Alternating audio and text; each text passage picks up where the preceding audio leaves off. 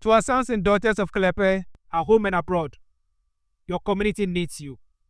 Let's bridge the widening gap between the generations. We cannot afford to let social media shape our children in the absence of active role models. Let us rise together in the spirit of Klepe, bold, brave, and resilient.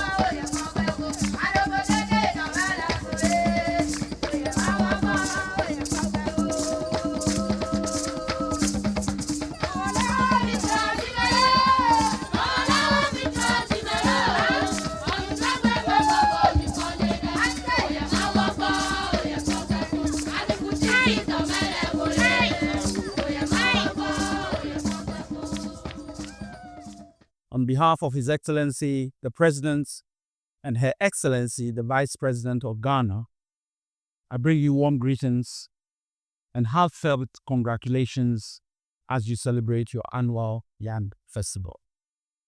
Let this Durban mark not just a celebration of culture, but a renewed partnership between the Klepe traditional area and the government of Ghana.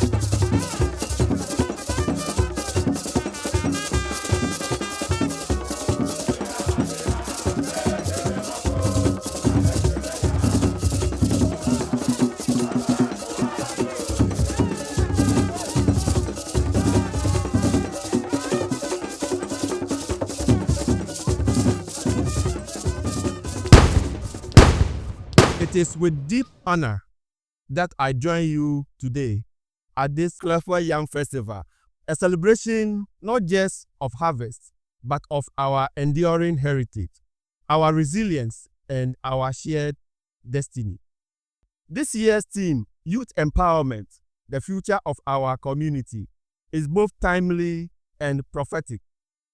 The youth are not just tomorrow's leaders, they are today's energy, today's innovations, today's hope. If we fail them, we fail the very promise of our future. Our story as a people is a story of movement, sacrifice, and togetherness. From the plains of Noche to the banks of the Volta, our ancestors forged a common identity, standing shoulder to shoulder in the face of adversity. Let us, on this sacred occasion, make a covenant to stand together. May this year's Clever Yam Festival mark the beginning of a movement for youth empowerment, a movement against substance abuse, a movement for unity, dignity, and progress.